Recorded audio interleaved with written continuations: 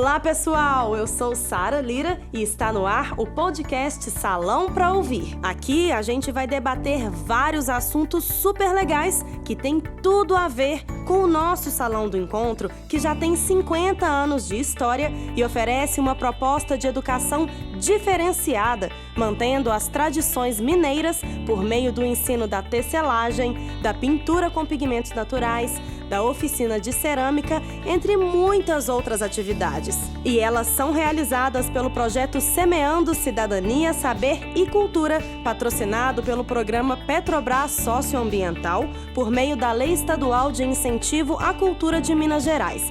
Esse projeto oferece atividades arte-educativas e de educação patrimonial, além de aulas de canto coral, oficina de libras, rodas de conversa, debates e mostras culturais. Bem, nesse primeiro episódio do nosso podcast, a gente vai falar sobre as tradições mineiras na educação infantil, o que é tão presente no Salão do Encontro. Para conversar sobre esse tema, eu estou aqui com dois convidados muito especiais. A Leia Vigiano, que é pedagoga e assessora pedagógica no Salão do Encontro, onde desenvolve um projeto de estruturação de metodologias pela Unesco e tem ampla experiência na educação infantil. Bem-vinda, Leia! Obrigada, me sinto honrada em estar participando do primeiro podcast do Salão do Encontro, instituição na qual eu trabalhei 27 anos. Legal, é muito tempo, né, Leia?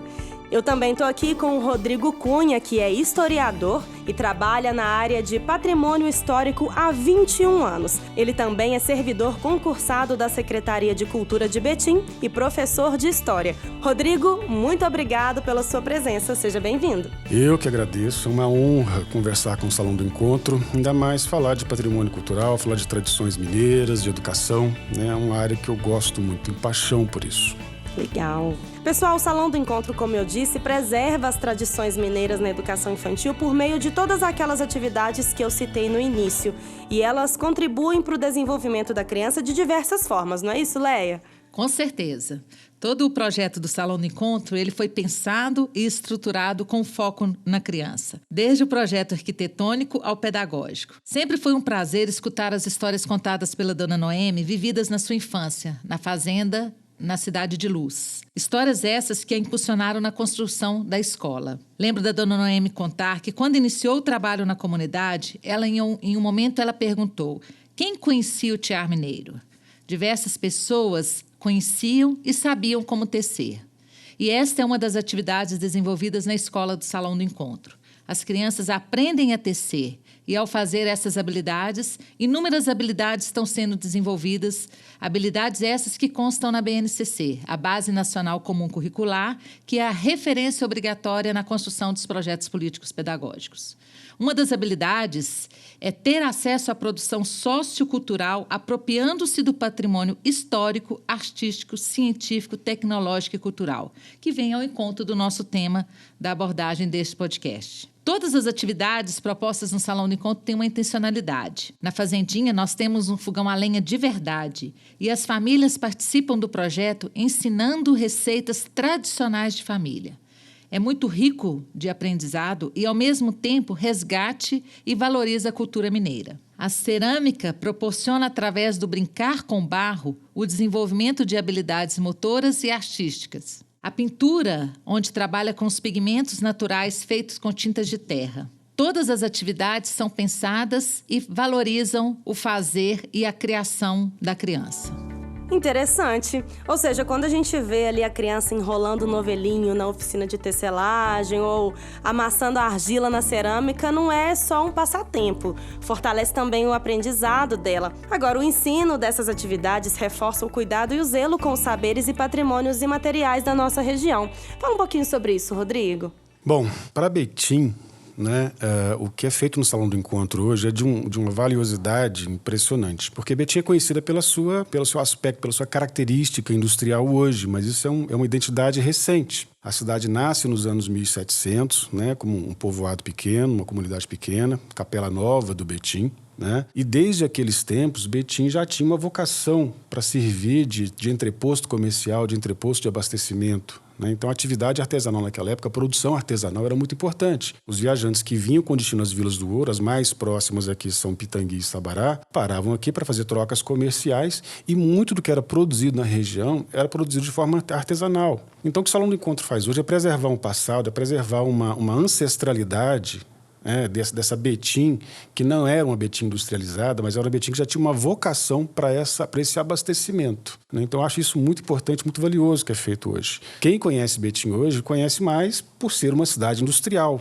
né? Uma cidade de indústria automobilística, né? E por aí vai. Mas a Betim artesanal, a Betim dos tropeiros, né? A Betim do entreposto comercial, a Casa da Cultura era um importante entreposto comercial daquela época, né? A Betim da produção artesanal, a Betim que produzia artesanato tecido com tecelagem, né, daquela época, essa Betim ninguém conhece. E o Salão do Encontro preserva isso muito bem hoje. Interessante, legal isso. E o projeto Semeando, ele prevê atividades de educação patrimonial. Assim que o momento permitir, alunos da rede municipal de Betim vão fazer visitas guiadas no Salão do Encontro, que é um patrimônio cultural e material de Betim, como você bem frisou aí também. Mantém aí essa tradição do início da nossa cidade, da fundação da nossa cidade, muito antes dela ser ali a cidade, o polo industrial que é hoje, né? E qual que é a importância disso, dessa educação patrimonial para Betim? Para falar um pouquinho disso, eu preciso explicar uma outra coisa antes, né? Existem 3 formas hoje de a gente proteger um bem cultural. Existe o tombamento, que são para bens materiais, imóveis ou móveis, né? Um casarão, um conjunto arquitetônico, uma praça. Bens móveis, uma imagem, algum artefato que a gente consegue mover, enfim, são bens materiais. E o registro dos bens imateriais, que são as festas, os saberes, né? Algum local que tem uma referência para a memória, enfim. E o inventário, né? Que é uma condição que antecede ao tombamento ou ao registro. Então, nós temos 3 formas de proteção. Tombamento para os bens materiais, o registro para os bens imateriais. Não se pode falar de tombamento de festa, gente, é registro. Tá? Não se fala em tombamento de saberes, de um mestre artesão, de um mestre de capoeira, é o registro disso. Não pode confundir, muita gente confunde. E o inventário, né, que é uma condição que antecede ao tombamento ou ao registro do bem cultural. E o Salão do Encontro está na vanguarda disso em Betim. Betim, aliás, é uma cidade que está na vanguarda, nesse nível de proteção municipal, na vanguarda de registros de bens imateriais. Alguns dados são importantes. Por exemplo, a União, o Brasil, né, ela institui o registro de bens imateriais a nível federal em 2000, né, em agosto de 2000. Em Betim, o registro foi feito, o decreto que estabelece o registro foi feito em outubro de 2000. Em Minas Gerais, mais tardiamente, foi feito em abril de 2002. Então, o município de Betim, ele estava antes, ele começa esse processo de proteção da sua imaterialidade, da sua cultura imaterial, 2 anos antes do estado de Minas Gerais. E o Salão do Encontro, em dezembro de 2000, foi o primeiro bem imaterial a ser registrado, a ser protegido em Betim. Olha, que destaque, hein? É um destaque importante. Eu considero uma honra, inclusive, muito grande para Betim também, né? Por ter um Salão do Encontro aqui nos seus limites, né? Na sua municipalidade. E mais tarde, mais recente, um pouco em 2017, esse registro foi atualizado. Como o registro estadual saiu em 2002, então havia um descompasso entre o método de registro municipal e o método dos registros feitos por Minas Gerais. Então, houve aí um novo registro que foi feito, um novo dossiê de registro que foi feito em 2017, foi aprovado pelo Conselho do Patrimônio, foi aprovado pelo IEFA, que é o Instituto do Patrimônio Histórico e Artístico de Minas Gerais, e hoje a gente tem aí um registro do Salão do Encontro, desde 2017, totalmente atualizado e totalmente alinhado, né, com as políticas de Minas Gerais e do Brasil. Legal. E qual que é a importância, assim, de promover visitas para que as pessoas conheçam mesmo o Salão do Encontro, para que as pessoas entendam aí essa importância? Pois é, falei tanto disso que esqueci de falar da importância da educação patrimonial. As ações de educação patrimonial, elas fazem parte dessa metodologia do cuidado, da política de proteção do patrimônio, seja federal, seja estadual, seja municipal. Né? Qualquer bem protegido em qualquer uma dessas 3 esferas, eles têm que desenvolver trabalho de educação patrimonial. né? Então, levar o público de Betim, o público estudantil de Betim, para conhecer o salão é uma forma de guardar esse saber, de difundir esse saber ao mesmo tempo. Isso que a gente está fazendo aqui agora é um grande exercício de guarda desse saber, né? Desse registro, dessas ações do Salão do Encontro. E o papel da educação patrimonial é esse, ao mesmo tempo cuidar da salvaguarda disso, essa é uma palavra que eu acho muito bacana, salvaguarda de um bem cultural, no caso um bem imaterial, que é o salão, né? E ao mesmo tempo da divulgação disso. Então, a forma institucional que existe de salvaguardar um bem cultural e, ao mesmo tempo, divulgar isso. Lei, olha que legal, todos terem acesso a essas atividades e conhecerem de perto todas as tradições que a gente mantém no Salão do Encontro há 50 anos. Você que trabalhou no Salão do Encontro, falou no início aí que trabalhou lá por 27 anos, também tem alguma história marcante para contar, de alguma criança ou adolescente que foi muito impactado por meio dessas atividades de arte e educação no salão? São inúmeras, né, Sara? E eu lembro do Iverson, que sua mãe trabalhava no Salão do Encontro, Dona Ivone, era artesã. E nessa época eu era professora, depois me tornei coordenadora. E o Iverson, ele tinha uma habilidade muito interessante para quando trabalhava com barro. E depois ele virou um grande artesão. Chegou a ser funcionário do Salão do Encontro da Cerâmica. E recentemente nós temos, né, que saiu agora no jornal, uma matéria da Giovana. Ela é autista e ela foi aluna do Salão do Encontro, é uma artesã. E a mãe dela, a Júnia, sempre menciona o Salão do Encontro como uma experiência muito rica na potencialidade dessas habilidades que ela hoje traz. A Giovana é uma artista, está aí nas mídias, né, com mais de 2.000 seguidores, né, e trabalha com o artesanato. Ou seja, o Salão do Encontro, essas atividades de arte e educação também ajudam as crianças com deficiência no tratamento delas, no desenvolvimento delas também, né? Sim, o Salão do Encontro, ele sai fora daquela lógica das escolas, né? O Salão do Encontro, ele proporciona ao sujeito a desenvolver a sua potencialidade. Então, acredito que como a Giovana e tantos outros, né, puderam desenvolver a potencialidade, aquilo que tem de melhor, pelas diversas habilidades, diversas atividades que são proporcionadas para a criança. Desde a relação com o outro, a forma como acontece a interação com as crianças, né? Não é naquele espaço de estar uma atrás da outra, é sempre uma estar com a outra, né? Uma criança sempre estar com outra criança. Elas estão nos pares, né? E essa diversidade da pintura, da fazendinha, da tecelagem, da cerâmica, são muitas possibilidades da gente desenvolver habilidades que estão guardadas. Pessoal, esse bate-papo foi muito rico, muito legal, e nele a gente pode concluir que manter viva cada uma das nossas tradições é uma forma de valorizar a nossa história e usar esses saberes na educação dos nossos meninos e meninas faz toda a diferença. Vocês concordam?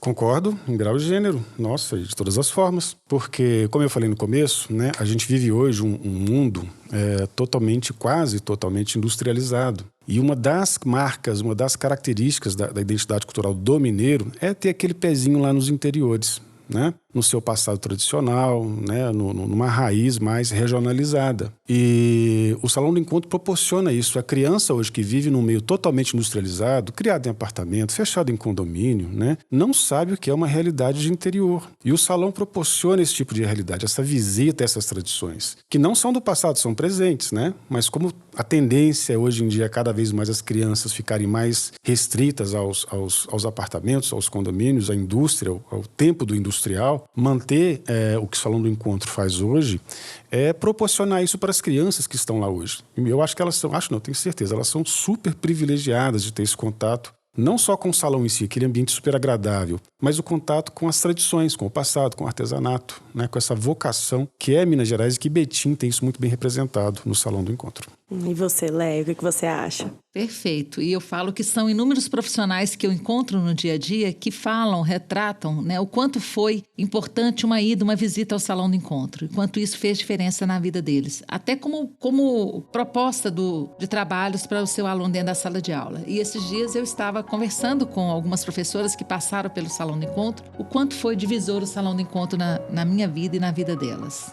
Leia e Rodrigo, muito obrigada por participarem do primeiro episódio do podcast Salão para Ouvir. E pessoal, para não perder nenhuma atualização sobre o Salão e sobre o projeto Semeando Cidadania, Saber e Cultura, se inscreva aqui no nosso canal no YouTube e nos siga nas nossas redes sociais no Instagram, no Facebook, no Twitter e no LinkedIn. Os links vão estar na descrição. O projeto Semeando é realizado no Salão do Encontro com o patrocínio do programa Petrobras Socioambiental por meio da Lei de Incentivo à Cultura do Estado de Minas Gerais. Bem, eu te vejo no próximo episódio do podcast Salão para Ouvir. Tchau, tchau!